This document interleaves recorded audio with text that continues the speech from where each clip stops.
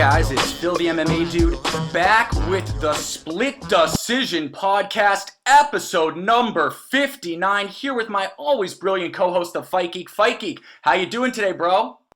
Doing excellent. Happy to be back talking fights with you, and we've got quite a bit to talk about, huh? Yes, we do. Here's what's on tap for today, folks. So much to discuss. First, we're going to jump right into a UFC 248 recap.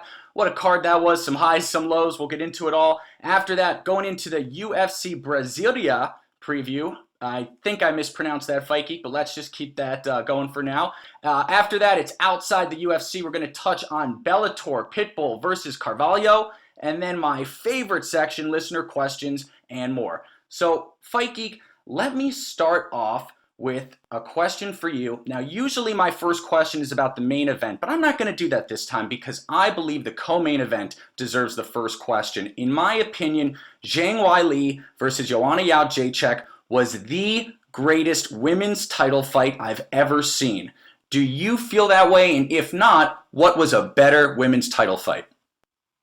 Well, I mean, I think that's a pretty simple answer. I'm going to have to say, of course, that was the best women's title fight, arguably the greatest women's fight in. Well, let's expand it. Okay, let's expand it. Any female fight. Top 10 fight of all time, in my opinion. That's how impressed I was. I don't know if it's cracked like the top 5, like some people have said. You know, I'd really have to dive into that list, but I mean, what a fight. The skill level, the pace, the heart, the will. I mean, we all saw it. I've heard a million takes about it. I think we're all kind of in awe of the performance by both of them over the weekend. So, yeah, definitely the greatest women's fight I've ever seen. I was really racking my brain to come up with something that was even close. Really couldn't. I didn't have anything that even came close. Yeah, so, yeah, totally agree. I might be misspeaking, but did I see on Saturday that you had scored the fight originally for JJ? Are we just going into the breakdown right now? Oh, we're just jumping right into it. We're keeping it fast and loose. Yeah, actually, the night of the fight, and I had a party, and, I was drinking, a lot of people talking, a lot of commotion. I did score the fight for JJ 48-47. You're walking it back already. You're walking it back already. I went back and I rewatched the fight actually yesterday, and I scored it 48-47 for Weili. But what I will say is there was absolutely no loser in that fight. If I were to watch each one of those rounds 10 times, I could probably score it a different way each time. Every single one of those exchanges, both fighters were landing. It was just an unbelievable performance. But yeah, I don't know how you really decipher that action other than, the visible damage that JJ had because of Weili's power. Because I think the final numbers said that JJ actually outstruck her, and up until the last 2 or 3 minutes of the fight, Joanna was still in her full game plan, disregarding her pain, still throwing her combinations. So yeah, impossible fight to score. Anyone who cries robbery about that is just absolutely insane. That fight was razor close. It could have went either way. Unfortunately, someone had to lose in that fight, and it was just such a tough loss to see Joanna. Yeah, absolutely agree. Full respect to Joanna. As you guys know, I'm not Joanna's #1 fan, but oh my gosh, I can't. I mean, I have so much respect for her. What a champion! She is tough as steel. What a champion! Yeah, unbelievable. She will be. It's crazy how MMA works because she will be immortalized for this performance, and it's a loss when she was like a 5-6 time defending champion. We'll remember a lot of things about Joanna, but I think people will remember this forever. That she didn't take a back step. She didn't give an inch. There was no quit. Joanna was in there to die for that belt. It was absolutely unbelievable to watch. And Weili went through quite a bit as well. Joanna put a lot of pace on her, a lot of punches on her. Obviously didn't have the power, but landed all kinds of shots. I thought she showed incredible toughness and will as well. The first time in her career that she actually went past the 3rd round, that was something I was really actually banking on Joanna being able to really exploit, and I thought we were going that way, but I think Weili might have even won the 5th round. I think actually I scored it for her on the first one. So couldn't have been more impressed with either fighter. No loser in that fight. Like I said, that fight's a Hall of Fame fight. Probably 2 Hall of Fame fighters, just as good as it possibly gets. I'd say without doing a ton of research, top 10 fight of all time. Totally agree. I scored the fight 3 rounds to 2 for Wiley. Unfortunately, it sounds like you did see it again, and you've scored it for Wiley, so we can't argue there. We do agree on the 3-2 for Wiley Zhang. What a fight! But I definitely think that you could score that. You could score it for JJ. You absolutely could. Absolutely. I feel like the beauty's in the eye of the beholder with the scoring in this fight, and I believe that the power of Wei Li really swung the judges. Here's one last question I've got for you, and then we're going to move on to the rest of the cards, and especially that, the little main event that we have to mention. But last question here. A lot of people have said that the only fight that comes close to this was JJ versus Rose Namajunas 2. Now, I personally think this was obviously a far better fight, but it made me think, wow, so JJ has been a part of, potentially 2 of the greatest women's title fights of all time. She's lost them both, and it seems to be because of power. Is power a problem that she needs to work on, or is that something that it's too late?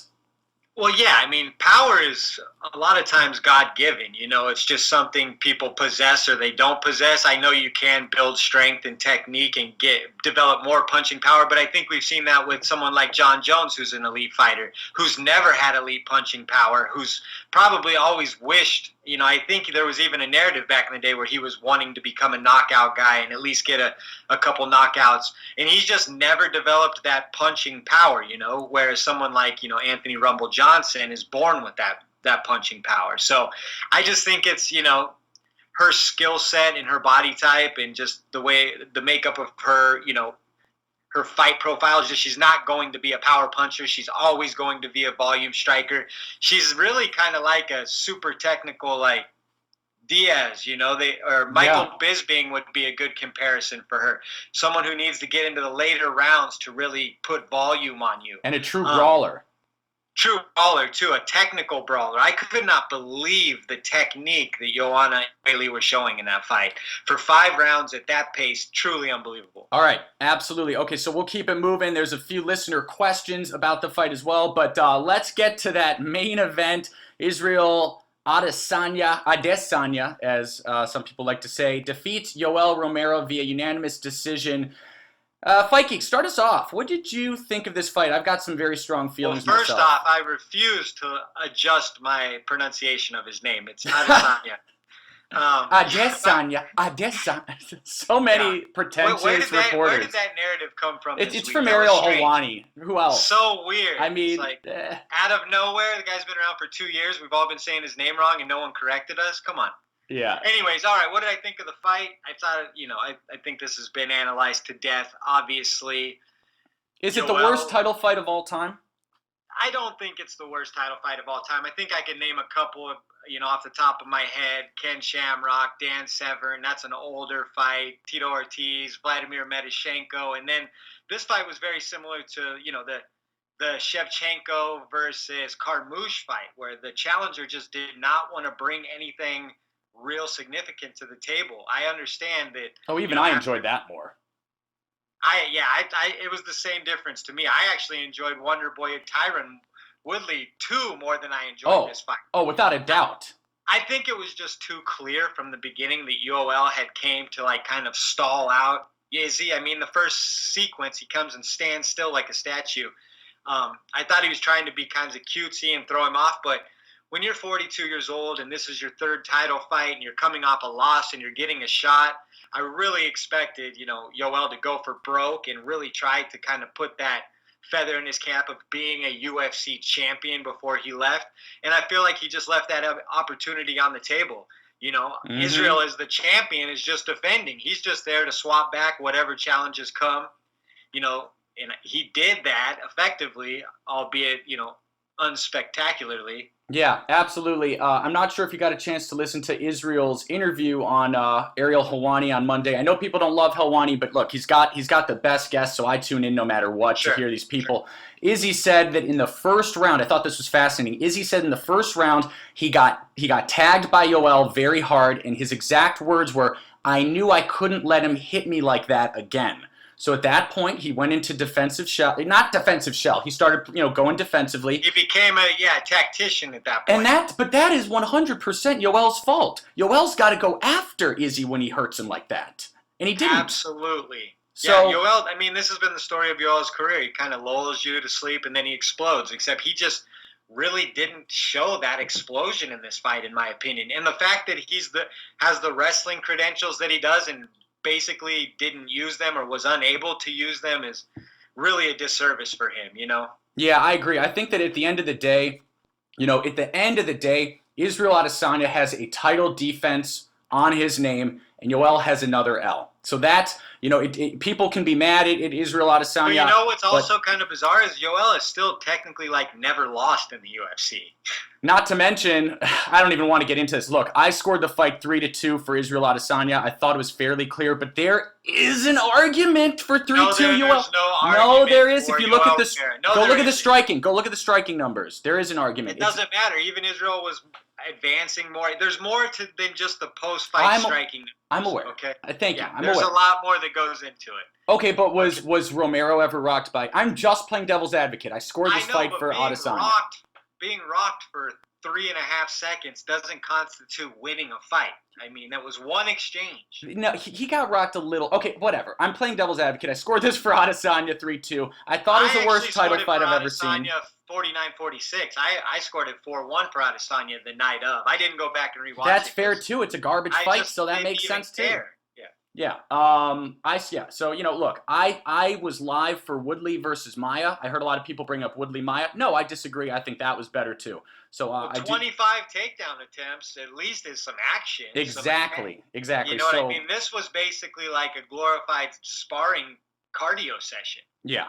I think this was the worst title fight that I've ever seen. But you mentioned a good one with the Shamrock fight. So I've got to go back further. But I'm thinking in the era of UFC 60 plus. I would think it's the worst. Yeah, it's pretty bad. Yeah. Okay. So moving on. Valentina versus Capoeira. No, Beneil Dariush versus Drakkar Klose, right? Wasn't that the third fight down? Oh yeah, it was. Yeah. Okay, so Dariush getting that TKO with the overhand left. 1 minute of round number 2. What a win for Beneil Dariush. What'd you think of that? Unbelievable win. I mean, that had my fight party popping, Dariush was in big trouble. He got backed up, and then he kind of got this second win and drives close all the way across the cage, and highlight reel knocks him out. I mean, that's why we watch, right? It was incredibly impressive. Absolutely. I don't know if Dariush necessarily deserves a big name yet. I think he's still got a little ways to go. But that was a great comeback fight. That was a great start. He's obviously at 155, which is a very, very stacked division. But I think he's moving in the right direction. If he gets, another win or two like this, he'll be a real name, a real factor. Absolutely. Okay. All right. So moving on down. Neil Magny winning a unanimous decision against the Leech, Li Jingliang. I was upset. This was very surprising. I was shocked. Yeah, I mean, Neil Magny looked great. He looked like he had filled out a bit. Had a great game plan, amazing pace as usual, just very technical. His striking was on point. It's the best I've ever seen him. I mean, in recent against memory. A quality opponent, too, in the Leech. I actually had picked him. I did, too. We both got that one wrong. So, thoughts on Neil Magny? Thoughts on where he goes from here? I mean, he's clearly a top 15 fighter in that division. So, I mean, he's just another name to throw in the mix.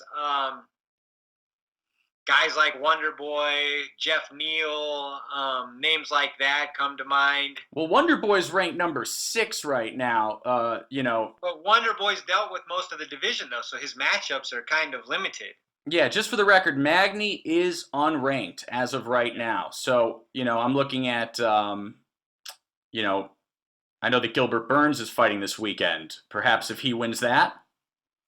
If Gilbert Burns beats Maia, I think he'll be looking a little higher than Magny, personally. But, yeah, you never know. I mean, maybe does Robbie Lawler want another fight? Robbie Lawler versus Neil Magny works for me. Oh, I like that a lot. Lawler, number 11. I think that'd make a lot of sense, actually. I like that one.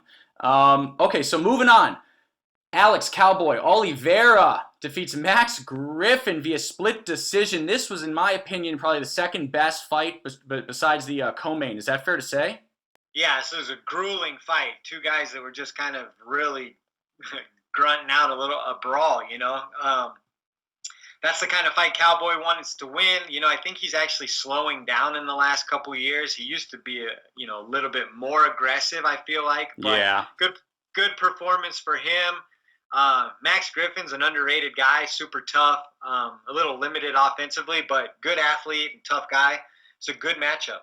Absolutely, absolutely. Okay, moving on to the main event of the prelims, and this is what I think we both had viewing parties for 248. I certainly didn't. Sounds like you did too.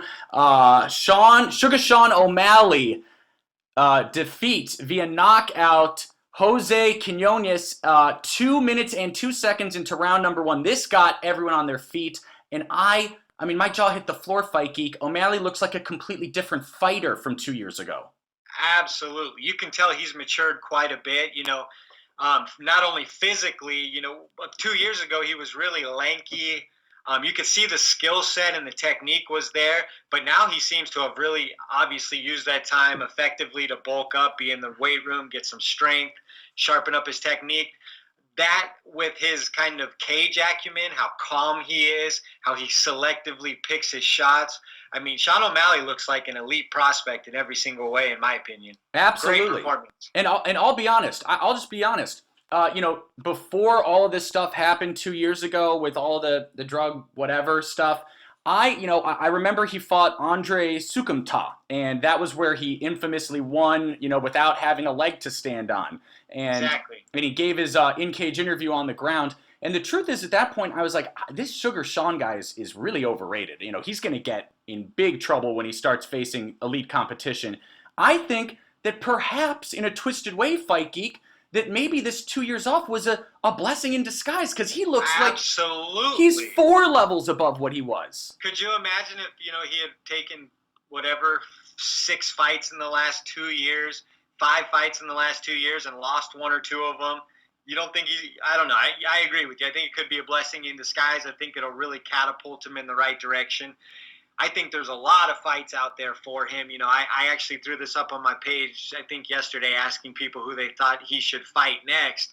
And the answers range from everyone from Cody Garbrandt to, Ricky Simone. So who would you like to see him fight next? Yeah, I was seeing a lot of people talking about the winner of Sunsao Garbrandt. I think that's way too aggressive. Too fast, in my opinion. Too aggressive. Yeah. Ricky Simone is not a bad one. I personally think that performance warrants someone with a number behind their name. So I'm looking at. What about someone like a Brian Boom Kelleher who's been calling him out? It doesn't look like Kelleher's currently ranked, though. I know, but can you does O'Malley deserve a ranked opponent? I think he does. I really think he does, Fight Geek. I mean, he toyed with Quinones. Toyed with it. Couldn't have embarrassed him more.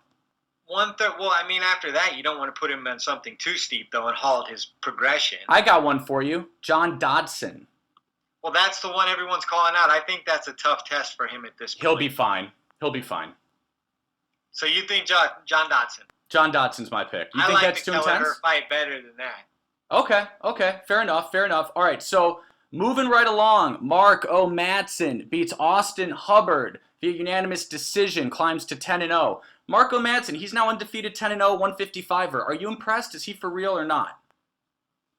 Yeah, he's got some stuff to work with. He's a classic wrestler, obviously, trying to develop some strikes. Took a broken jaw in that fight, fought through it, had a poker face. I think there's a lot to work with there. Yeah, what do you think about this? I've already got a potential opponent in mind. I know that Diego Ferreira recently got matched up with a guy whose name is honestly escaping me because he's unranked and I know that he's not very good. Once Ferreira wins that fight, I'd like to see perhaps Mark Madsen get Ferreira.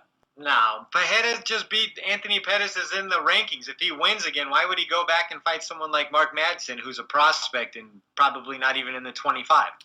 Well, again, I don't want to get into a big debate about this, but this is what we were talking about last week. If everyone who's got a ranking refuses to fight someone below them, no fights will ever be made. Well, how about Gregor Gillespie versus him in a wrestling match? Oh, that'd be a good one. Doesn't Gillespie have a fight coming up? I think he does. He may. There's been a lot of fight announcements in the last week, and a lot of them are really good. Yes, agreed. Okay, so Rodolfo Vieira, the black belt killer, winning against Saperbeg Safarov at 2 minutes and 58 seconds of round number 1, submission via arm triangle choke. What'd you think of Vieira? He's incredible. Yeah, he is incredible, and they probably would have stopped that fight in between rounds if he didn't get that finish. His eye was looking really bad, Yep. What is he, 8-0 now? 7-0. 7-0, and the guy, if it goes to the ground, he's going to be advancing, and it's only a matter of time. So super interesting grappler, exciting grappler. Definitely interesting to see what he's going to be doing in that division. I've got a big idea on his next fight. Ian Heinisch. Ooh, that's a good fight. Right? Yeah, I like that fight. Okay, cool. Moving on. Gerald Meerschaert defeats Deron Winn via submission rear naked choke, 2 minutes and 13 seconds of round number 3. I was very, very impressed with this. Why? What do you mean why? He got a stop on Deron Winn. Everyone was telling me Wynn's going to... Oh, Deron Wynn's definitely going to take it. He stopped a featherweight. Deron Winn, listen. I've been telling people, I keep getting these questions. Should Deron Winn, cut down? Yes, of course, but I've been screaming that he shouldn't be a 185er for a while now. No, he was a 205er before this. It's absolutely absurd. He needs to cut down to lightweight, bro. Even at lightweight, I don't think he fares well in that class. I mean, he is really a tweener. What a strange fighter. I've never seen I've never seen such a strange body, maybe. 5'6" in middleweight, but he likes to box, even though he's a wrestler. I mean, every single person he fights is going to have a reach advantage on him. Yeah. I think he's a good striker, and I feel like he has good skills, but he's at such a disadvantage physically. It's crazy. So what does he do next? If you're his coach, you're trying to help him. What do you do? I mean, you have to keep going down. You got to try to get to 170, and then if you can get to 170 and you lose there, you got to keep going until you start fighting guys your own size. It's ridiculous. Yeah, absolutely. Okay, so we got the Jay-Z fan, Jigga, what? Jigga who? Jigga Chikatesi. Okay, I said I'd never... What'd you think of this fight? I promised I'd never do that again, and then I did it.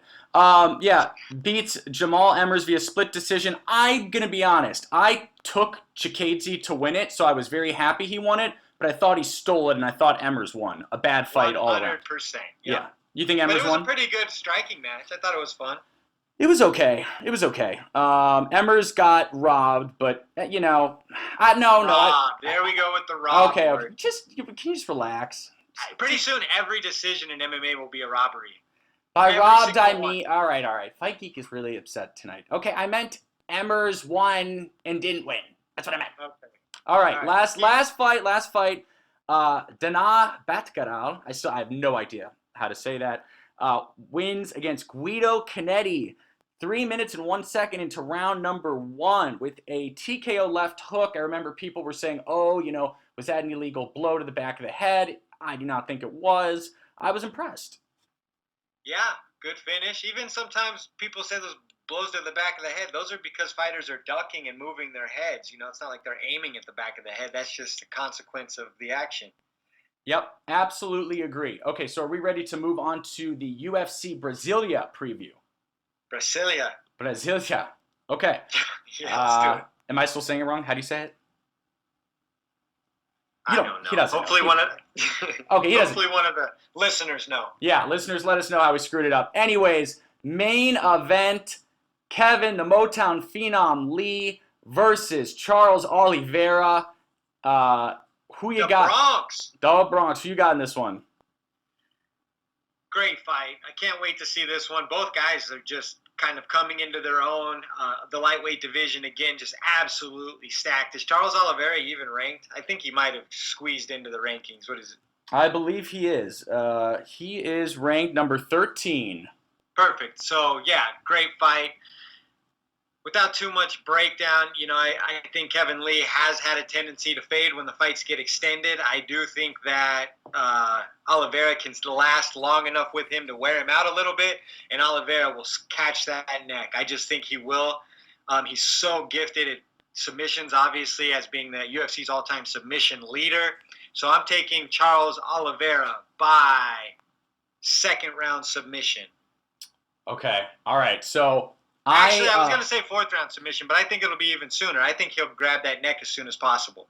Okay, well, I was going to say, look, if this was a 3-round fight, I'd like Kevin Lee's chances. Unfortunately, until I am proven differently, I just don't see, Kevin Lee doesn't win. I think he has one 5-round win against Edson Barboza, just off the top of my head, but he tends to fade. I didn't like this. I'm a big Kevin Lee fan, so I didn't like this fight the moment it was announced for Lee. I was like, oh my gosh, he knocks out Gregor Gillespie, and this is his reward. So, look. Guys, I know that this can blow a lot of people's minds. They're going to be saying I'm a traitor because, I am a Lee fan. Look, I'm taking Oliveira because I think he's going to win the fight. Absolutely. I pick with my mind. I'm not picking with my heart here.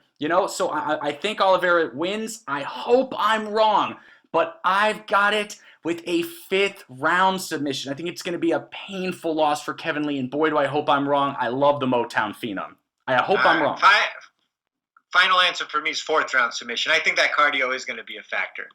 Okay, you just said second. You can't. All right. I know, but then I convinced myself otherwise. I convinced you otherwise? It's a tough matchup. I convinced you otherwise. Obviously, a big step up for Charles Oliveira, but he's been in there with top guys before. Oh, he'll be. Yeah, Oliveira should be ranked higher than 13 in my opinion. So absolutely. Yeah. Okay, so Damian Maia versus Gilbert Burns in the co-main event. A BJJ fans' dream, really. Yeah, it's a great matchup. I've got... Really hard to pick. Oh, you're going? Okay. Didn't you go first? Yeah, just go ahead. Oh my gosh. What is this new rule where you I thought we switched off. We had this thing for like a year and a half where we're switching off. Yeah, of course. We're switching off. It's my turn. I got Burns by unanimous decision. I don't think he'll actually get the sub on Maia. Agreed. I'm going to take Burns by unanimous decision as well. Both of them will cancel each other out somewhat, and then I think Burns is just the younger, fresher, more athletic, closer to his prime fighter, and that will be the difference. Absolutely. Okay, next fight on the card is a weird one. Renato Moicano is moving up to lightweight, his lightweight debut versus Damir Hadzovic. Who you got? Yeah, this is a tough fight to call. Like you said, Moicano's coming up. I think Moicano's the more gifted, well-rounded fighter, but who knows, whenever you're moving up and adding extra weight. With that said, I am going to take Moicano by submission. All right. I have got Moicano by knockout in the second round. Interesting. Cool. He doesn't do it much. I see him doing it here with that extra weight. We'll see. Okay, moving on. The return of Johnny Walker versus Nikita Krylov. I remember when this fight was first announced, and I was like, oh, that's kind of a great fight. I like that fight. Yeah, sneaky good fight for sure. Sneaky good is an excellent way of putting it. I think that Krylov is a very dangerous opponent for Johnny Walker, frankly, coming off. Walker's coming off that loss to Corey Anderson. He's going to need a W, and Krylov's a tricky opponent. Having said that, I'm going to take Johnny Walker by first-round knockout. Yeah, I'm not going to take it quite that early, but I do think that he'll get it done. Krylov does get hit quite a lot, and if you get hit by Johnny Walker, it doesn't seem to be a good thing. I'm going to take Johnny Walker by second round TKO. Great. Let's move it along. Francisco Trinaldo versus John Makdessi. This is your turn. Trinaldo's going to just outwork Makdessi. I'm sure Makdessi will have a hard time getting off versus a guy like Trinaldo, who's just very workmanlike and incredibly tough. I got Trinaldo by unanimous decision. I have to agree, Trinaldo, unanimous decision. All right, next, Jussier Formiga versus Brandon Moreno. I know you're excited about this one. Brandon Moreno. You're a big Brandon Moreno fan. Absolutely. Going with Brandon Moreno, no doubt about it. I think he gets the split decision. This will be a back-and-forth war. See, I think that's interesting. Everyone is choosing Moreno. Everyone's doing it, and they're pretending like Formiga isn't at the very top of the flyweight division. Formiga's very, very good, but Moreno has been, really coming into his own. And his last performance against Kai Kara-Flag was very impressive.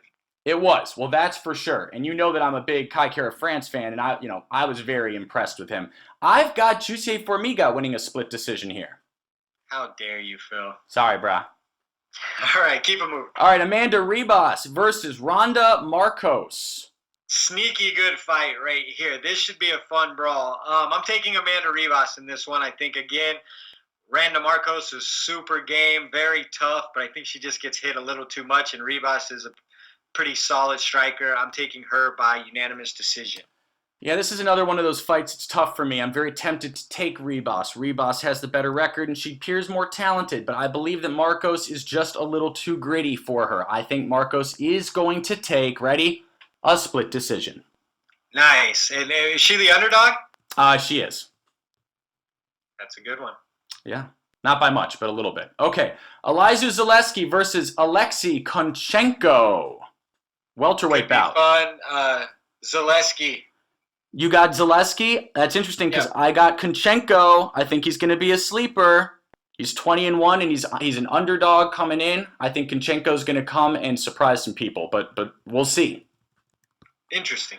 Okay, next, Ronnie Yaya versus Enrique Barzola, bantamweight bout. Who you got? Barzola by split decision. I got Barzola by third round stoppage. Okay. All right, now we got Mayra Bueno Silva versus Marina Moros. 125 flyweight fight. Ladies flyweight fight. I think I took Mirna. What is it? Moros? Moros. Yeah, Moros. Sorry. Yeah, it's interesting because both fighters' first names are one letter apart from being identical. It's Mayra, M-A-Y-R-A, versus Marina, M-A-R-Y-N-A. So, nice accent.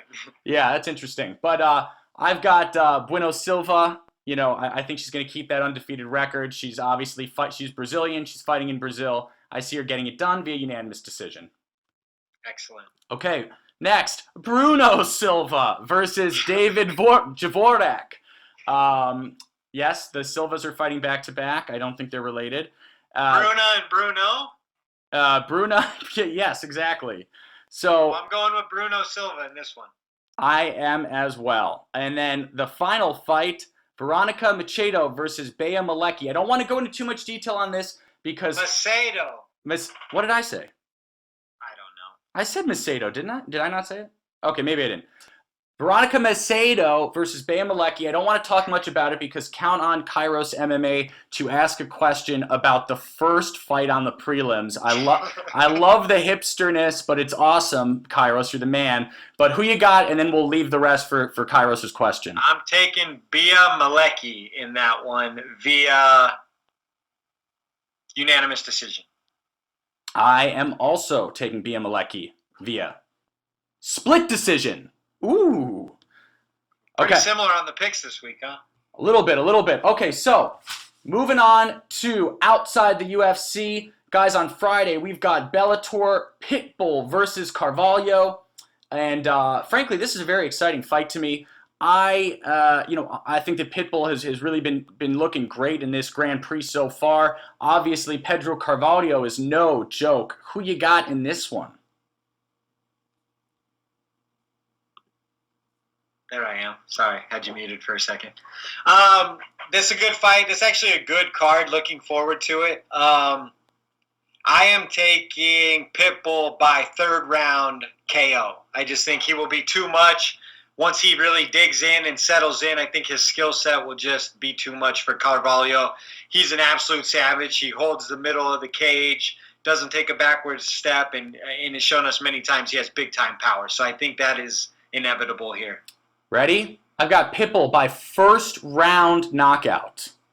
Interesting. I thought you were a Carvalho fan. I am. Again, I don't choose based on who I'm a fan of. I don't. You don't think the fight of his life, you don't think he can dig in for 10 minutes and just put some fight up? In the fight of his life, I think he's going to get nervous. Good point. All right. Is there anything else on the card? There's some stuff on there. I think it's a good card. Is there? Why don't you just name out what fight you wanted to discuss on Emmanuel Sanchez versus Daniel Weichel's a good fight, taking Emmanuel Sanchez there. Paul Daly versus Saba Homasi is actually a fight that I called for on this show a while back. Oh, you didn't you? I remember that. No, I remember that. So that's kind of like coming to fruition for me. That's going to be funny. A slugfest. Someone's getting knocked out. I got Homasi. Homasi knocking out Daly. What do you say? Homasi has a tendency to get stopped, and I know. even though he's a little older, still has a lot of ring generalship to him. He's very savvy. He doesn't get knocked out. No, I'm saying Homasi's going to knock out Daly. And I say you're insane. You're saying Daly's going to get... Oh, how's Daly going to win? Daly's going to knock him out. All right. Matt Mitrione, I think, is stepping up on short notice. This is Ronnie Marks. And I'm taking Matt Mitrione there. Yeah, and real quick, I'll just say if Mitrione doesn't win this one, I think it might be time for Bellator to cut the cord, come loose here. You're insane. Mitrione has some really bad losses lately. He's like 5-3 in Bellator. He's a pretty decent heavyweight, and Ronnie Marks isn't the worst fighter in the world. Do some research, Phil. Marks is not a great fighter. Thanks, nice try, bro. Who's Marks? Who's Marks? Okay, do some research, bro. Why don't you tell me who Marks' biggest win is? Tell me. You've clearly done the research. I would be willing to bet he's a top 50 heavyweight in the world. Ugh. All right. Anything else we want to discuss on this card? Yes, Nick Newell will be fighting. I'm taking him in that fight. He's had some mixed results of late, but I think he may get it together here. He's fighting Zach Zane, an absolute nobody. This is an easy win for Nick Newell.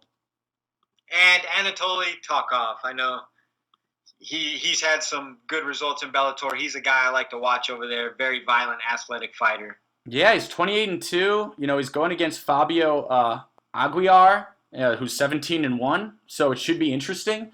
But I'm going to take Tokov in that. Excellent. All right. So at this point, guys, we're going to take a really quick break. We'll be back with listener questions.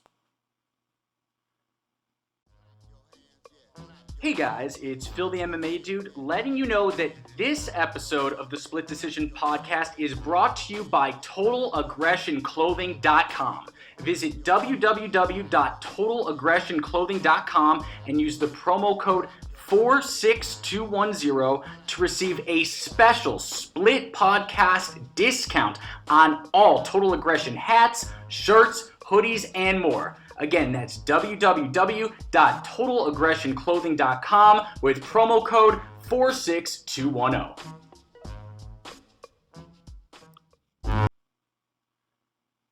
Hey guys, it's Phil the MMA Dude, back with the Split Decision Podcast, episode number 59, and it's now time for my favorite section here with my brilliant co-host, The Fight Geek. It is now time for Listener Questions! All right. So we're going to start off with a question from Ali Raw. That's at Leg Sweep MMA. Yo, what up, Phil? What up, Fight Geek? UFC 248 in the fucking books, done and dusted, and what a great fucking card. Deron Wynn, DC's protege, or mini DC as they like to call him, had another tough outing and just seems to be struggling in the UFC so far. So I was just wondering if you think he gets cut now. And if he does, do you think he can make his way back to the UFC? Cheers, guys. Fight Geek, start us off. Is Deron Wynn getting cut?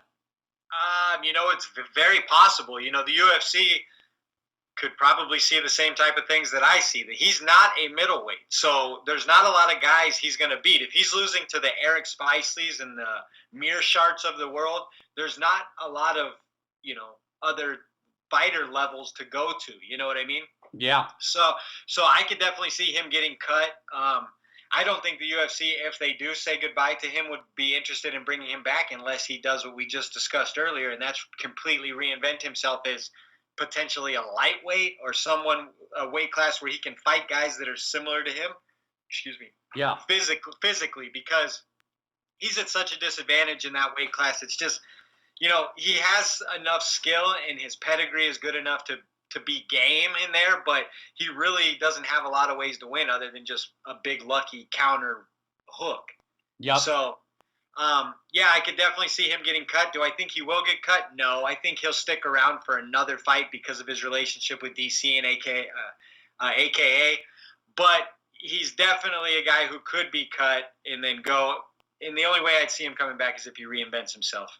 Yeah, absolutely, absolutely. I have to agree, Ali. I think that it'll be tough for him if he does get cut to come back. However, I will say this: if you're a Deron Wynn fan, there is some hope. I do believe that his relationship with DC and the politics of that might give him one more fight, one more chance before he gets cut. I'm actually banking on that. I'm predicting that. So I think he's got at least one more chance. Which weight division will he be fighting at? That's a great question, but I think he's going to have one more chance.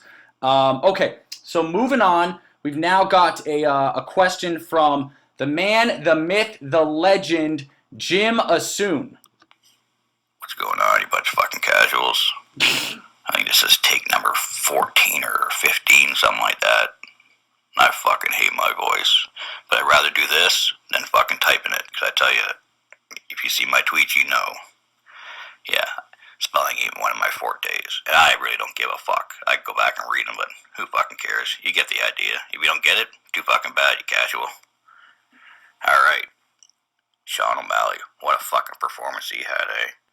I was really impressed. You know I like the guy just because he smokes weed, but, you know what I mean? All in all, I was pretty impressed with the kid, you know what I mean? Being out that long. What do you think's next for him? That's my question for you. Keep up the great work, guys. We love it. Hashtag Split Decision Podcast. Peace. Hell yeah, Jim Asoon, the man, the myth, the legend. Isn't he just like everything about him's awesome? Guys, follow Jim Asoon if you're not following him. Man level 100 for sure.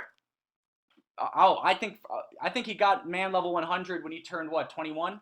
I think he's had that for a while. So I think we touched on the question a little bit earlier, though.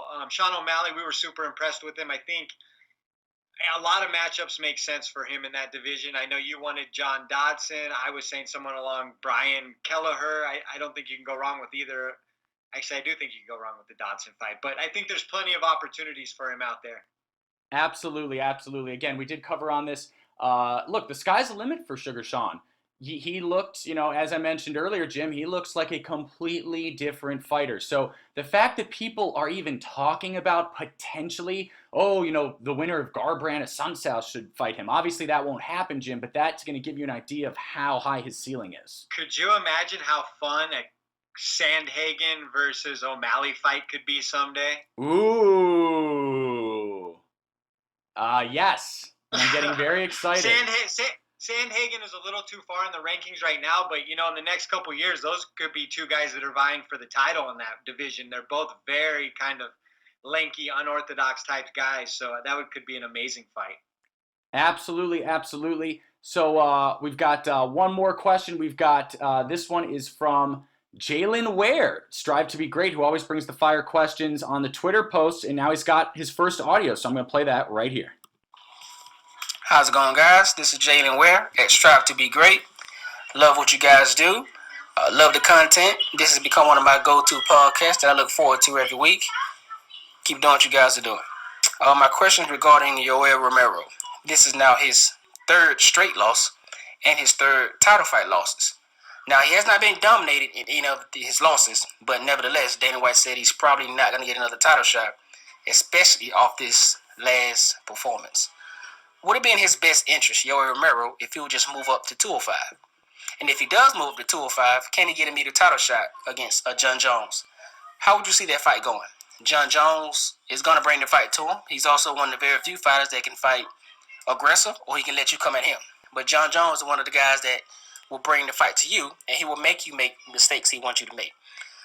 What do you guys think? Should he move to 205, and how would he do against a John Jones? Or if not a John Jones, maybe a Thiago Santos, one of those heavy hitters. Thanks, guys, for taking my question. Love what you guys do. God bless. All right. Thank you for the awesome question, Jalen Feike. Start us off. What do you think of Yoel going to 205? Yeah, thanks. Great question, Jalen. Yeah, I don't think he goes to 205 at this point. As crazy as it sounds, we do know that Costa versus Izzy's going to be next. We do. If Costa wins, he just had a super close fight with Yoel. Let's say Yoel gets potentially, is Till fighting Cannonier? Is that happening? I don't believe it's officially rescheduled, no. So let's say Yoel fights Kelvin Gastelum next, wins that fight, and Costa wins the belt from Izzy in, let's say, first or second round knockout. These are just hypotheticals. you could potentially see Yoel getting another title shot against Costa in the not too distant future. I mean, even with the loss this weekend and the 3 title losses, he's still clearly a top 4 or 5 fighter in that division. Where at 205, I'm not sure he fares the same way because of, his stature. He is a short middleweight. The 205ers are much larger guys. I know some of them had success. I'm sure he would beat, most of them, but I think at the very top end, the John Joneses, I do not think that's a good matchup for Yoel. I agree with you about John Jones. I also don't think that fight would ever happen. I believe they're very close friends, which is an odd relationship, but whatever. Let me ask you this. Who would you have if Yoel Romero moved up and they immediately just forget Glover Teixeira? Let's pretend they made him versus Lionheart. Who wins? Oh, at 205, I mean, it's so hard to say. We've never seen Yoel at 205. So there's so many variables and unknowns there. But we do know that Anthony Smith has looked better than ever at 205. So I can see Anthony Smith winning a decision against Yoel Romero at 205 at this point. Yeah, no, I completely agree. I think Lionheart would either finish him, but more likely get the decision. He would not finish Yoel, especially not with extra weight. Yoel's impossible to finish. He's going to be more susceptible when he's taking on bigger guys. But he's also going to have more power and weight to kind of, I don't think anybody's knocking out Yoel. Okay, we'll see. I bet you he gets knocked out before he retires. But I don't think he's going to change his style by going to 205. I think he's still going to have that lowing style, that low output style, and I just don't think that's a style that's going to win versus elite fighters right now. Yeah, absolutely. Totally agree. Okay, are we ready to move on to the Twitter questions? Yes, let's do it. Okay, so the first one I've got is from great friend of the program, Dean R. That's at DeanDog3. He says, so, Phil, I've got the same opinion on the main event, that's Yoel versus Adesanya, as you do. I've been seeing a lot of Izzy did what he had to do to keep the belt. My question for you guys this week is this really the kind of championship fights we can expect to see from now on from Israel, or was this just a fluke? Thanks. I don't think it was a fluke, and I don't think this is the kind of championship fights we will see from Israel. It's a one-off. His most comparable, comparison is an Anderson Silva. Anderson Silva had some stinkers of some fights. I mean, he obviously gave us the super spectacular finishes and great moments, but he also gave us some pretty lackluster fights. I mean, Israel, I believe this was his 8th fight. He's bonused in 7 of them. So, I mean, he has overwhelming data that says this is a one-off. Yoel is a strange opponent who's made a lot of people look bad. So, the fact that he went in there, avoided pretty much 99% of the assault coming his way, comfortably cruised to victory and moved on, I think it's a feather in his cap. Was it super impressive? Is it something we're going to think back on? Probably not, but it goes in the record books as a title defense, and I wouldn't be surprised if we see many more highlights from Israel Adesanya. Yeah, absolutely. I have to agree. I think that this was really more a blip on the radar and more of an exception to the rule than the rule itself. Izzy is a fighter who is a counter striker who really, gives what you he's only going to give what you give him. So he was looking to counter. That's what he does. Look at the Kelvin Gastelum fight. Kelvin brought it to Izzy, and Izzy brought it back. Look at his other wars. Look at Whitaker. Whitaker brought it to Izzy. Brunson and all that. Brunson. Everyone who brings it to Izzy. And Costa will 100% bring the intensity and come after him. So it's likely that he will highlight real knockout Costa. That's going to be a great fight. It's going to be an unbelievable fight. 2 undefeated fighters vying for a belt, both in their prime. I can't wait for that fight, honestly. Yeah, absolutely. I've got a question now really quick from @Maestro_MMA. He says, I live in the UK, so I'm never awake to post my questions here, so I'm going to do it now. How do you rank these title fights as worst of all time? Izzy versus Romero, Woodley versus Maia, Abbott versus Smith, Woodley versus Wonderboy 2. So let's answer this together. I would say the best of those is Woodley Wonderboy 2. It was boring, but it was a chess match. I'd say Woodley Maia is the second best because of all the takedown defense. Is that fair? Okay. Is that fair? Yeah. No, yeah. So what was worse, Izzy Romero or Abbott Smith? Because Abbott Smith was a really bad fight. Was it really bad, or did Maurice Smith chop him down with leg kicks? Look, I'll be honest. I ain't exactly seen that recently. I'm having a hard time recalling. I haven't seen it recently, I'm not going to lie, but I remember it being horrible. I am going to trump everything and kind of agree with Dana. For a long time, Dana thought Tito Ortiz versus Vladimir Medvedchenko was the worst title fight in UFC history. I'm going to stick with that one as my answer. If you've never seen that fight and you want to see a horrible title fight, go check it out. As a former big-time Tito Ortiz fan, I can tell you, certainly not a great performance. Yeah, agreed. Anyways, thank you, Maestro MMA, for the question. Okay, let's move on. We've got a ton of questions this week. Oh, that reminds me, guys, really, really quick, thank you so much for all the questions. We are going to be implementing, for time's sake, a new rule. Not rule, really, just a policy. So one question per person, just so that we can, have the show not be 3 hours long. But it's a great problem to have. We thank you guys so much for the questions, and you feel free to send multiple ones, and then we'll just choose whichever one we think is best. But that is the policy going forward. Shout out to Fighting With Myself podcast, who shouts us out in our show every single week. I know that he's recently implemented a similar policy, so that definitely taking a page out of his book as well. He's been a great influence. He literally, by the way, Fight Geek, he literally shouts us out every week. Aaron Jackson from Fighting With Myself. So we appreciate you, Aaron. We appreciate everyone asking the listener questions, but wanted to really quickly say, if possible, just send one question, and if you send multiple, we'll just pick the best one. But thank you, everyone. Okay, that was very long-winded. Sounded good. All right, let's keep it moving. I got one queued up from Glitch at MMA Port. Glitch, what up? He says, if Kevin Lee wins Saturday night, who should he fight next in order to crack the top 5 at lightweight? I got a couple names. You got one? I really like the Poirier Hooker winner versus Kevin Lee.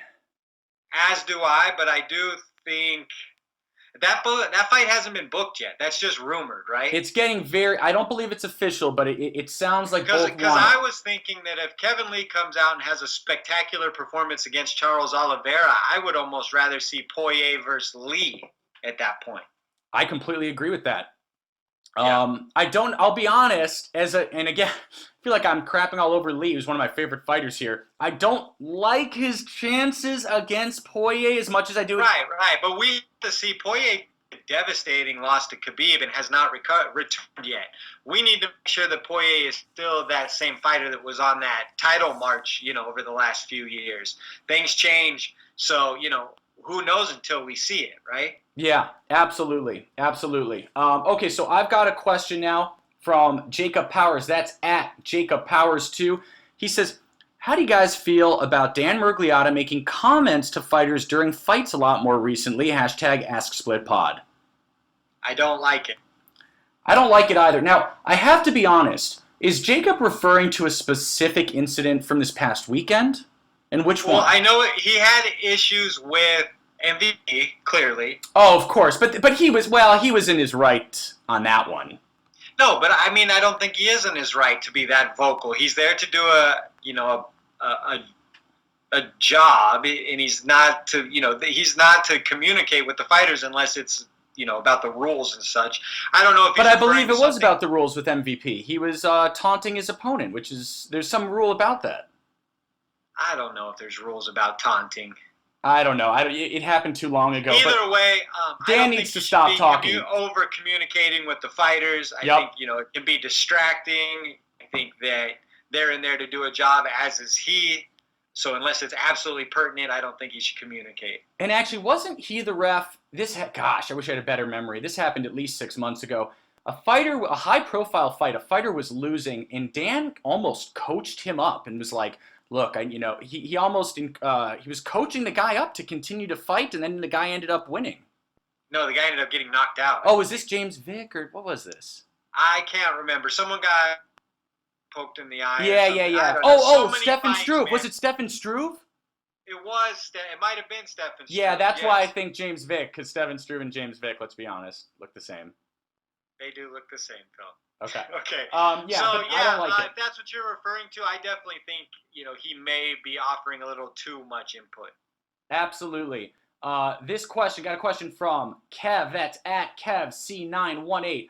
What are your guys' thoughts on the Brian Ortega, Korean Zombie, Jay Park situation? In my opinion, Ortega's digging himself a hole he won't be able to get out from. Thanks, and keep up the awesome work, guys. Wow, do I have thoughts on this? Do you want to go first? I got some thoughts. Yeah, I think it's as simple as Ortega had too much to drink and just acted like an idiot. I think that Ortega's a buffoon, a clown, the biggest clown in the UFC. Here's the difference. A lot of people are saying, oh my gosh, why are you so upset? You know, Jorge Masvidal went and punched Leon Edwards, blah, blah, blah. You know, there's been other, Colby and Usman fought.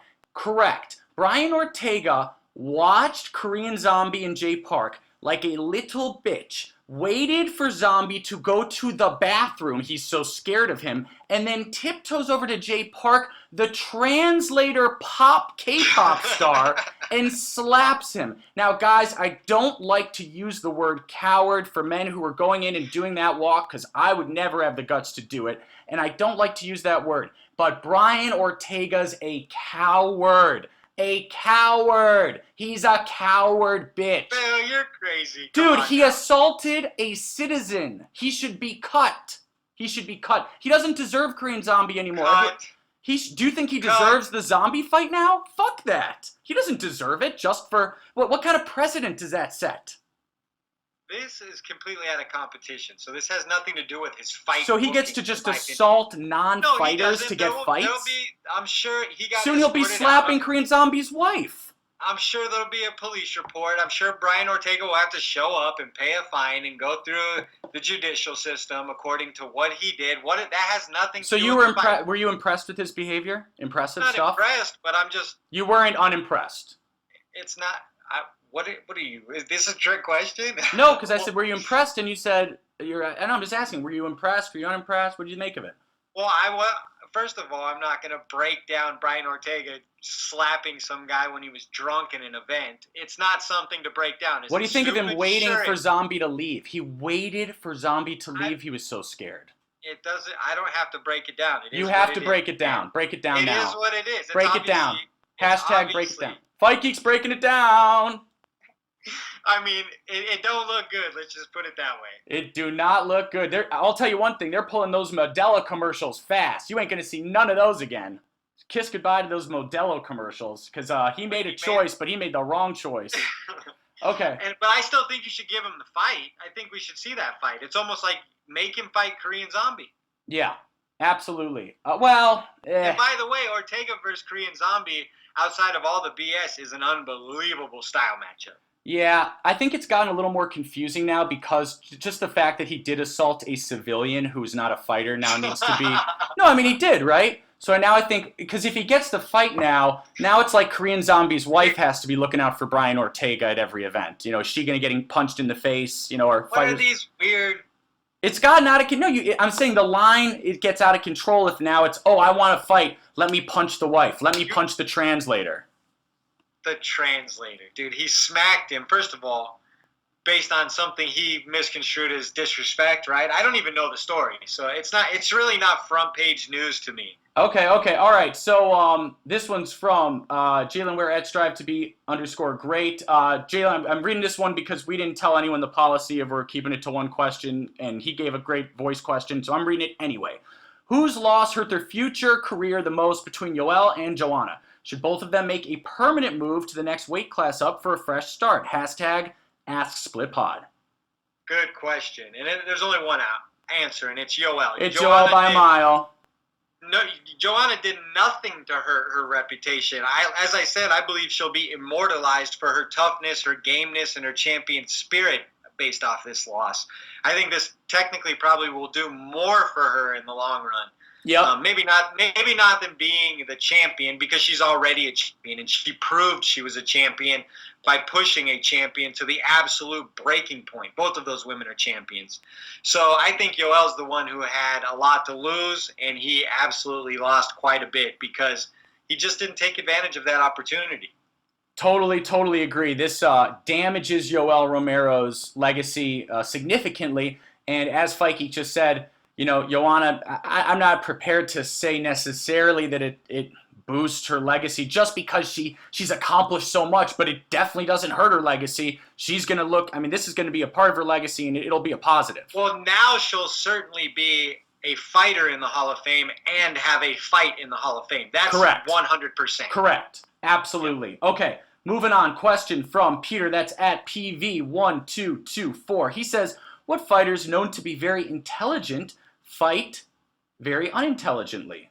Is unintelligently a word? I don't know. It might be. I don't know, so it may be actually. That's above my pay grade. It's above my pay grade. I'm going to go with this is a tough question. It's a great, and he says, I'll go first, Brian Stan, #AskSplitPod, and that's a great point. Brian Stan, yeah. Brian Stan is one. One I've got. It's going to be controversial. Go. I will, Chael P. Sonnen. I cannot think of a smarter man. That is the answer. Chael P. Sonnen. Great answer, dude. Yep. That is a great answer. He's so smart. He breaks down fights so well. I never miss his show. I could listen to him tell me about his laundry for 3 days in a row and not get bored. But when he's in that cage, man, he makes some awfully strange decisions. I would have to agree with you there. That really trumps anything I had. I think Chael Sonnen would be the answer there. Yep. Okay. Next question do you have one or should I go? Oh, go ahead. Okay, this is from at Cyrus King, my boy, Cyrus King, guys. He's got a great new podcast, Combat Corner. Check it out. I love it. I love Cyrus. He says, if Tony and Khabib get canceled over Corona, Phil, would you say that you believe in curses now? Because you've said in the past you do not believe in curses. I can't believe you put that out there, Cyrus, but you did. No, I'm just kidding. It's obviously out there with New York declaring a state of emergency. If UFC 249 gets canceled, yes, I will have to reassess whether curses are real. I'm not even lying. I'll have to reassess. Well, can't we just have Khabib and Tony fight in an empty gym, please? Well, what I've been trying to scream is move the event to Vegas now. Move it right now to Vegas right now. But they won't. Yeah. I mean, if that fight gets moved over a state of emergency because of a disease or virus or whatever, that fight would truly be cursed, in my opinion. Yeah, I can't even disagree. Tripping over the cord, the coronavirus. This would be the craziest story ever. Yep, absolutely agree. All right, got a question from Vic the Dick at Victorious1612. He says, based on his fight with Romero, I now see Adesanya as unstoppable. He's proven that he will win a brawl, stop pressure, and now that he will not charge in head first on dangerous opponents, Yoel had no answer for Adesanya. If you guys think, do you guys think there's anyone in the middleweight division who can beat him? And if you guys can design your own fighter, what fighter could potentially beat Izzy? Great question. Ooh, very. I mean, Israel. Is he amazing? Yes. Do I think he's absolutely unbeatable? No, I don't think he's unbeatable. Kelvin Gastelum had him in a precarious situation a couple times in that fight. Yeah. I just think it's going to take a guy his A game. Call me crazy, but if Darren Till ever hits his stride and really kind of hits his prime, I think he possesses the elite traits to be able to at least give Israel a very solid fight. I think that'll be a lot like the Yoel fight. They're both counter strikers. I think that would be a very technical fight.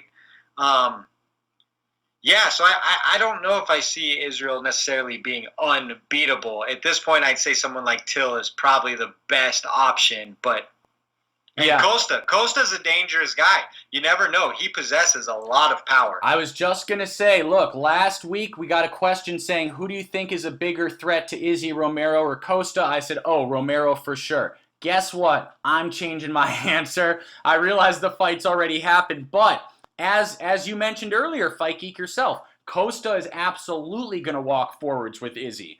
And that is going to be an amazing yes. fight. And think of the Gastelum fight with more vigor. Yeah, exactly. I do respectfully disagree with you that Darren Till can beat Adesanya. I don't see that. I don't think he can beat him. I think if he gets right, he can contend and be competitive with him. Till can contend with any middleweight. Exactly. Yeah. Well, I mean, he's only 1-0 at middleweight, right? So we still need to see a little more. Yeah, absolutely. I mean, he can definitely contend with Izzy. I think the person who's got the best chance at middleweight is Costa. If you look at Till, he's won fights versus a Wonder Boy. He won a very technical counter-striking match with Kelvin Gastelum recently. Oh, I know. So I'm well aware. that may be the type of fight that it takes to beat Israel. You may not be able to go in there, knock him out, or submit him. You may have to point fight him. That's kind of why I picked Till as an option. I think I agree with what you're saying, but I think we're putting the cart before the horse. Let's see the Costa fight, and then we'll know a lot more. Well, Till's got to win another fight before he's eligible for that championship fight, in my opinion, anyways. Yeah, but with how Dana's been booking fights lately, maybe Till needs to lose to get that title fight. So, we'll see. Maybe Weidman will get it if he beats Hermanson. Yeah, or loses to him. You mean? Right, exactly. Okay. So I've got a question from Eduardo at Landa Crew. Eduardo's the man. He says, are injuries going to make Tatiana Suarez the Kat Zingano of the strawweight division? I used to think she was the uncrowned champion, but after Saturday, I feel like she's losing momentum. #AskSplitPod. Yeah, what a tough one. Suarez is really dealing with some injuries, and it's a serious setback. Yeah, I mean, I think it's more than a setback at this point. It's definitely an issue. She's been out for an extended amount of time. I think she's been vocal about kind of how extreme the injury or the ailment is in her back, right? Yeah. So as a wrestler, I don't know. Yeah, I think she's lost a lot of steam. Do I think she was great when she had her momentum? Yeah, but it's going to be hard to come back off an injury and a layoff, especially considering she's a young fighter. She doesn't have a lot of experience to begin with. So, Yeah, it sucks that she's dealing with this.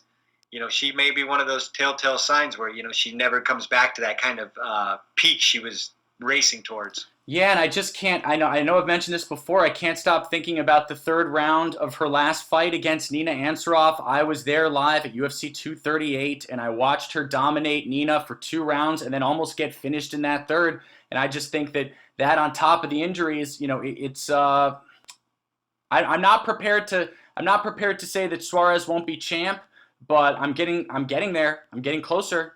I'm worried. And Suarez still hasn't fought the top of that division, so we're not quite sure what she looks like against the elites. Well, you have to remember, Ansaroff was ranked high when this happened. I know Ansaroff was ranked high, but I would not consider her an elite fighter in that class. Okay, fair enough.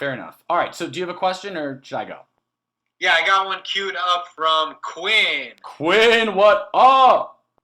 He said, thoughts on the JJ Zhang rematch? I think that's the fight next to make for them both. What do you think?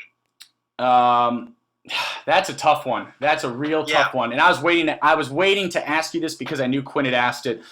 I think it's a tough one. Look, I love, as you know, Fight Geek, I love rematches. Yes. I love immediate rematches. And I think that, for example, I think John Jones versus Dominic Reyes 2 needs to happen immediately.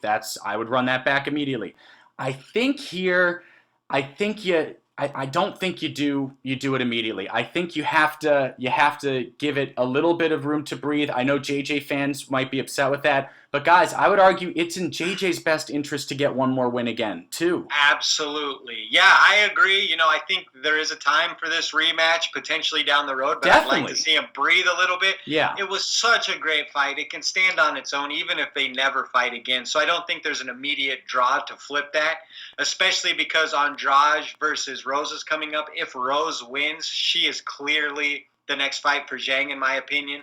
Rose versus Zhang is a great fight. That would be mwah.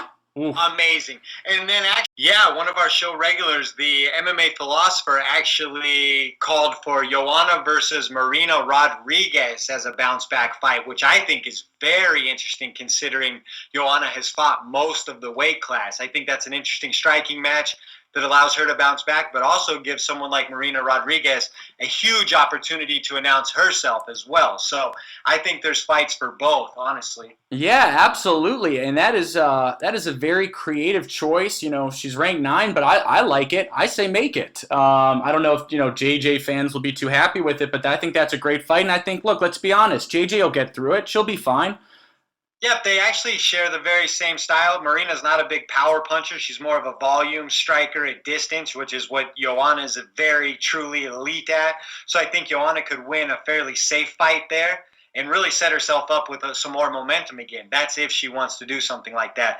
I don't think after that kind of a war, you jump right back into a war. That's just my opinion. I agree. Okay, moving on to, on this note, the MMA Philosopher's question. That's at SmartDan51. He says, how would Izzy versus Prime Silva have gone down? Would it have been exciting or a boring counterfest? More importantly, who would have won? Well, we saw not Prime Silva, but we saw Izzy versus a non-Prime Silva, obviously. Yeah, you can take nothing from that performance, honestly. Right. I would say I would still take Anderson at this point. You would take Anderson? Yeah, I would take Anderson in his prime. You're talking about Anderson even before he was in the UFC was unbelievable. I think he landed he's knocked out so many different guys in so many different ways. Not only that, but he has the jiu-jitsu, the black belt. He choked out Chael and Dan Henderson, two of the best wrestlers UFC's ever seen. He's just well-rounded. His run was for so long. Even his creativity, where I think Izzy is very technically sharp, I think Silva was more creative and did actually take more chances. So I would take Silva in their primes, but Izzy's still young. Yep, totally agree. I would also take Anderson in that one, but I think it'd be a close one. I think it'd be real close, a lot closer than people think. So next question is from Proper Vegetables. That's at the Gamer357. He says DC and Stipe are scheduled to fight for the third time in the summer. It seems, because that's not official. But Stipe did come out and say that he is looking for a late summer return, presumably against DC. So that's where this question comes from. Anyways, Proper Vegetables goes on to say, if DC manages to win and retire, what will that mean for the heavyweight division? Hashtag AskSplitPod. Go ahead. It means that Francis will probably win the vacant belt and start his title reign. Exactly. I think it'll be interesting. The one thing that I'm going to say, Proper Vegetables, is that if DC does win that fight, and you know me, DC is my favorite, if not my second favorite fighter. It's him and Faber tied. Look, I want DC to win that third fight. I do not think he is winning it. I think it is a mistake for him to not retire right now. I don't see him getting through Stipe in the third fight. If he does, Fight Geek, I still think there's hope for the DC Jones 3 fight at heavyweight. And I'm not giving up on it quite yet. If it's at light heavyweight, forget it, of course. But I want that fight at heavyweight. I still like DC's chances, even this old, if it's at heavyweight. Yeah, I don't know if I see that. But yeah, we'll run with that. I don't see him getting through Stipe either, but Stipe does have some variables too with his recent injuries. This is going to be a comeback of sorts for him. He's had a little bit of an extended layoff, and it's an eye injury he's dealing with, right? Yeah, which is apparently much better now. Yeah, well, I mean, it's still a substantial thing to deal with, though. It's not like, let's say he goes in there and his eye gets scratched in the first exchange. That could be a huge issue for him. So, right. Lots of variables there. Even if Stipe were to win, I'm not sure that I see Stipe sticking around a whole lot longer at this point.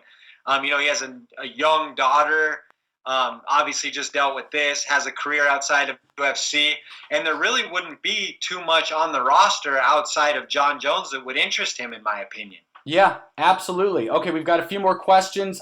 This is from Combat Sports with Rhino. Great podcast. What's up, Rhino? He says, what's up, my friends? Starting today, you're both committing to becoming pro MMA champions. Which gym are each of you going to and why? Thanks. Keep up the great work. Hashtag AskSplitPod. So my answer to this one, Fight Geek, is, in my opinion, easy. I'm going straight to AKA because I want to be working with Habib and Daniel Cormier and all the rest of the roster there. I mean, those are killers at AKA. I think that's the best gym right now, and that's where I'd head. I disagree. I think the best gym right now is ATT, American Top Team. I would go there. Coach Mike Brown.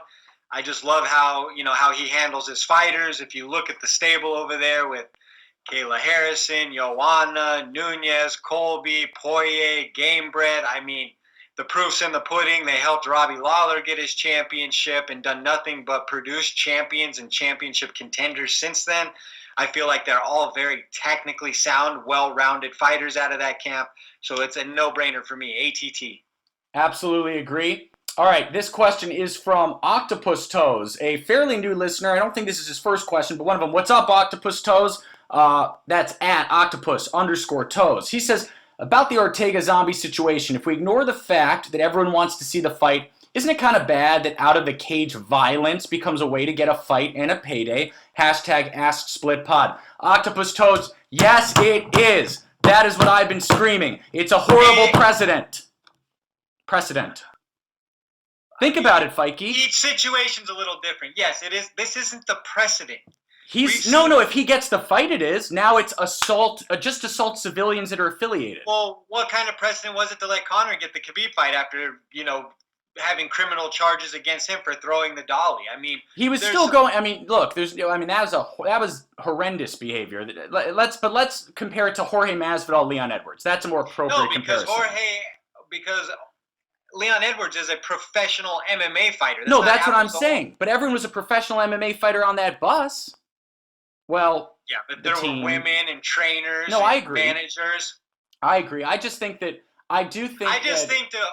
be so outraged right now is just a little selective on your part. I understand it was not a great moment for Brian Ortega, but let's not act like this isn't the first time that there's been some extracurricular activity outside the ring. Not a great moment. He slapped a civilian K-pop star. And he waited for Korean Zombie to leave. He was so frightened that he saw Korean Zombie go to the bathroom. You keep reiterating the story like I'm not familiar. Yes, I know what happened. Okay, I'm not as outraged as you are. It's just so pathetic. What a pathetic move. The K-pop guy's not as outraged as you are. I don't know about that one. It sounds like he's pressing charges, so I'm not sure. He's not pressing charges. No. See, you didn't listen to Helwani, did you, when they interviewed him? He's pressing charges. Sorry. I don't click it as soon as it comes out with the notification bell. Okay, yeah. Okay, anyways. No, but the truth is he's undecided on pressing charges. It sounds like if he was getting a legit apology, he would not. Obviously, Ortega did not apologize. Should reach out and intervene.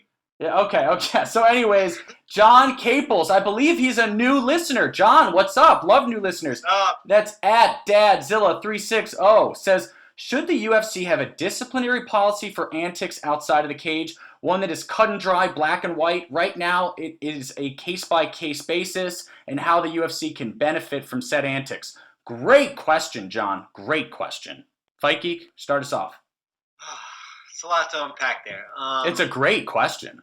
It is a good question. But again, the UFC hires these guys as private contractors to come in and fight on fight night. So whatever happens outside of the cage is really going to be handled by the law. But it was in the UFC. He was a guest of the UFC. I mean, he was in. That's fine, but the UFC don't hand out punishment. Mm-hmm. I'm aware. John Jones is still fighting. I'm well aware. A ruling body. So they would definitely defer to the stadium security, who would defer to the police, and then you would just handle it that way. And as long as you didn't do anything bad enough to put you in jail or suspend you, you would be able to fight again. We've seen this many times. I hear you, so the answer, John, in my opinion, is that yes, it should continue to be a case-by-case basis for the most part, but Fight Geek, what about this? If you assault a civilian at a UFC event, you are on a 1-year suspension and your ranking is stripped. I think that's more than fair. What about Big Country Nelson technically assaulting Big John McCarthy? I mean, Big Country he's a Bellator bum at the bottom of the barrel now. What does that have to do with... He should have been... Oh, no, I'm saying, should he have gotten that punishment? Absolutely, he should have been banned for a year. Oh, yeah, absolutely he should have at the time. I guess I don't see how Ortega having outside the ring issues that were in the UFC event. You're making it sound like this was on another state. This was in the stadium. Yes, but again, the UFC are not the ones who are in there, doling out the punishment for what happens within the stadium. Well, maybe they should be. Stadium security.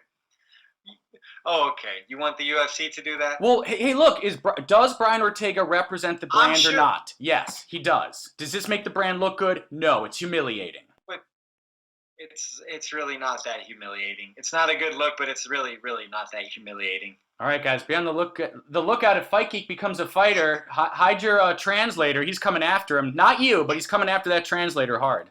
Is there anything to be said about... I mean, I don't even know why he slapped him. What did the translator say, or supposedly say? He was just translating for Korean Zombie on Helwani's show that Ortega had been ducking him. Okay. Anyways, God, this topic sucks. Can we keep I think it's funny. But anyways, okay, next question. This is at Mixed-A-Man. I love this guy, Mixed-A-Doo-Doo. At Mixed-A-Man, what up? He says, how do you see the strawweight division playing out in 2020? What a great question. What a tough question. Fight Geek, start us off. How do you see it going? It's a really good question because strawweight is really, really, really stacked. Well, I mean, obviously we kind of laid it out. It's Weili versus the winner of Andrade Rose, correct? More than likely. I mean, if Andrade wins, are they really going to make that I mean, if rematch? Andrade wins, you can match her up with someone else. But if Rose wins, I think it's clear as day. That fight's a pick-em in my opinion. I think Zhang's just a little too strong. I know Rose is. Agreed. I think she showed a lot of grit. I think she would be hard to get out of there. So I would take Weili there. And I don't think she's going to fight that much more because let's remember how. I mean, she's not fighting for a little bit. I mean, she took some serious punishment. Yeah, it's going to be a while for sure. Because his question is, how does it play out in 2020? And I'm just thinking there's only going to be one more fight, probably against Rose. Probably, and maybe one at the beginning of next year. So, and I love that Joanna Marina Rodriguez fight. I don't know why I like it so much. It's just the more I think about it, I really like that fight. And then, I think Karolina Kowalkiewicz, she may be retiring because of her eye issues. I heard it sounds really bad. She's going to need an aluminum plate in her eye socket. It sounds horrible. Karate Hottie's kind of had some mixed results. So I think that division's in flux. So I would imagine Weili Zhang to have the belt through the end of the year for sure. Absolutely. Now, really quickly, I think we've only got one more question, and that is from Kairos MMA. And I'm just going to get to that one really quick. But I did want to really quickly touch on just the fact that, again, I know I mentioned this briefly earlier.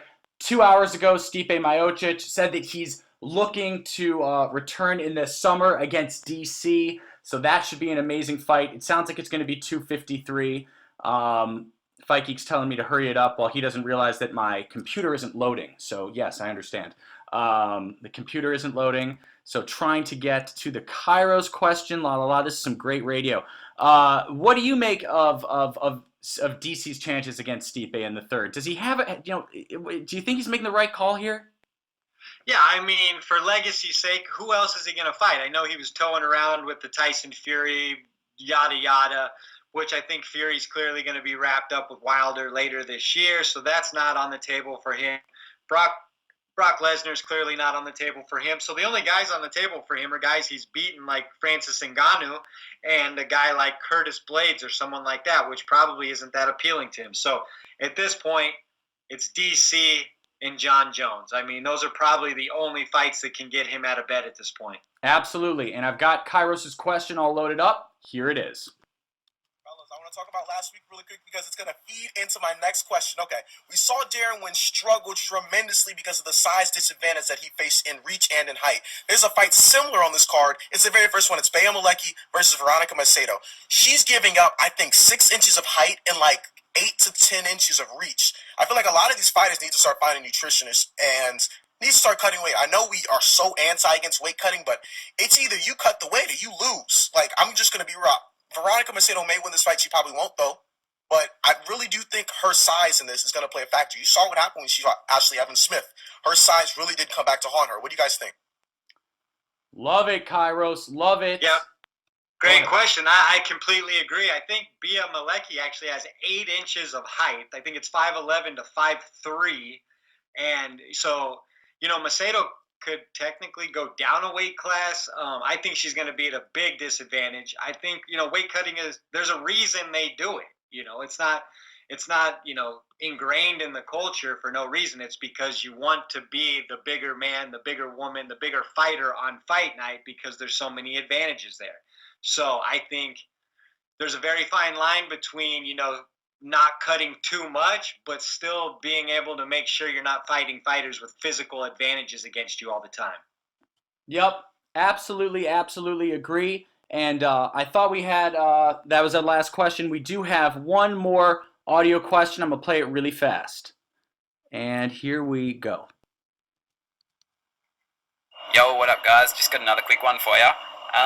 Beneil Dariush had a great fight against Drakkar Klose. He's now put 4 wins together, And I'm really high on Beneil. He's fucking very talented, but he's struggled with consistency and winning those big fights. But he's starting to seem like he's putting things together. So I was just wondering if you guys think he can stay consistent and maybe break that top 10 or even top 5. Let us know your thoughts. Cheers. Can Dariush do it? Yeah. That's, by the way, that is from Leg Sweep MMA. I think Ali he can Ra. probably break into top 15. I don't see him as a top 10 fighter, but a fighter that just came to the top of my head. How about Ally Aquinta versus Beneil Dariush?